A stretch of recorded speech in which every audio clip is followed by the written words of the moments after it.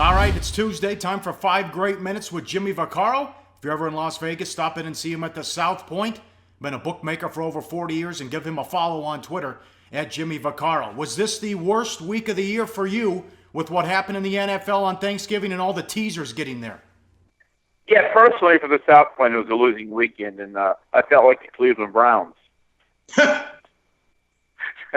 So what can I say? But listen, it's a fair gamble both sides. They fell the right way, obviously, and people are just betting more and more of the teasers, money lines than we've seen, and I can't keep telling you. Then I talk to the same guys all over town, and it's becoming almost, I'm not stretching this, but the straight bets are obsolete anymore. Everybody just wants to bet to try to make a lot of money.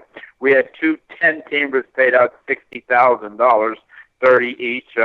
Our money line guy got us. He bet 2 $75,000 money line parlays and 1 3-teamer. He had the Saints, which is easy. Obviously, he had the Steelers, which were as easy. And he had to sweat a little bit last night. He had the Patriots, but he collected on all 3 of his bets. But the point I'm making is like it's a new evolution of sports betting in general. It's fun and exciting. Naturally, you want to win. That's the paramount bottom line to any business that you're in.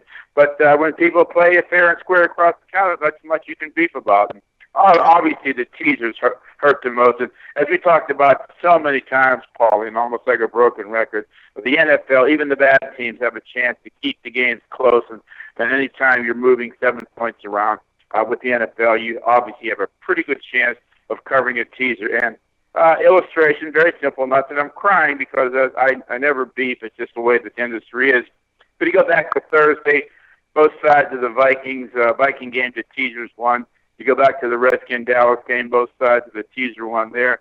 And the Steeler game, nobody bet the Colts because of no Andrew Luck. They were just all one-sided. So as you're going into the Sunday card, you have 5 winners who are already in there. So just multiplies real fast. But, as a bookmaker, my mantra has been my entire life when you're on this side of the counter is like, just pay off and keep writing tickets. But I salute to people who had it, and just people picking up money. It's an easy bet. So don't stop doing it until it turns the other way. But we'll see what happens. But it was a great weekend as far as like people turning out there. Made a small profit on Saturday and actually gave that back and a whole bunch more on Sunday. But that's the way the racket goes.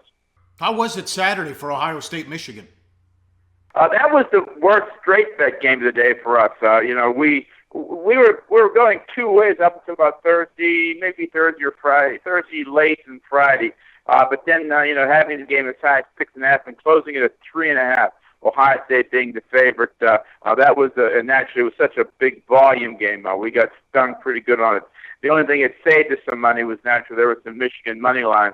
After it got so low, people who missed the 6 and 6.5 were taking the money line. But that was the worst game of the day for us. And actually, not that there weren't any great games. It was just enough to grind out a ham sandwich. But once again, the UNLV Rebels helped us quite a bit as they were an absolute no-show against Nevada. So what can I tell you? A very, very, very big turnout, and everybody that I spoke to, it's the same thing. We keep talking, Paul, and I don't want to sound like a parrot here, but sports betting is unbelievable. The amount of people that is drawing to the casino.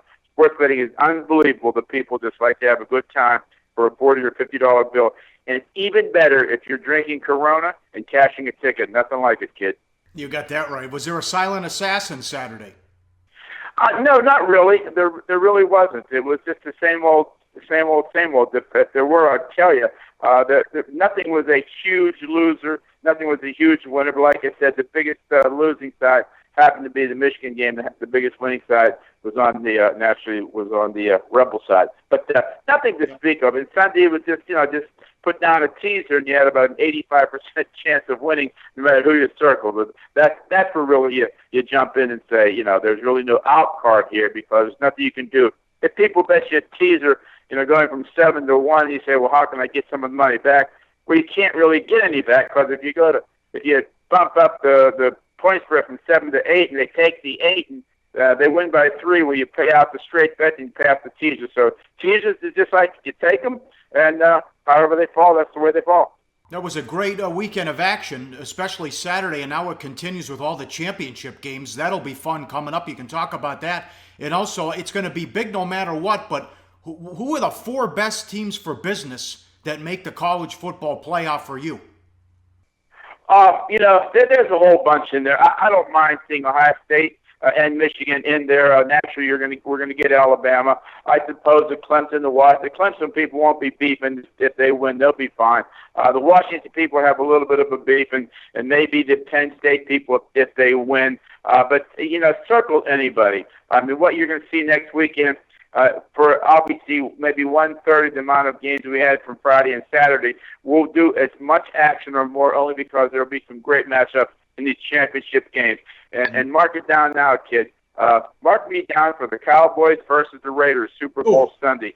It'll be the greatest Super Bowl we've ever booked here in Nevada. Trust me on that one, kid. Yep, Cowboys, Raiders, Cowboys, Patriots. You can't lose. That would be terrific. You're right, kid. Yeah. You're right. How's basketball been so far? A small loser with the totals, a small winner with the side. So just like, bouncing back and forth. No one taking control. The people who bet early are getting a little, they're doing much better on the totals than they are on the side. So just back and forth.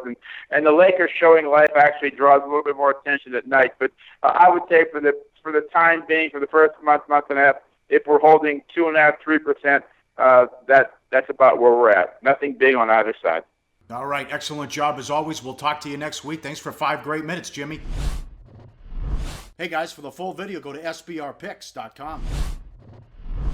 Go to sbrodds.com. Browse, compare, and shop live odds available at top online sportsbooks.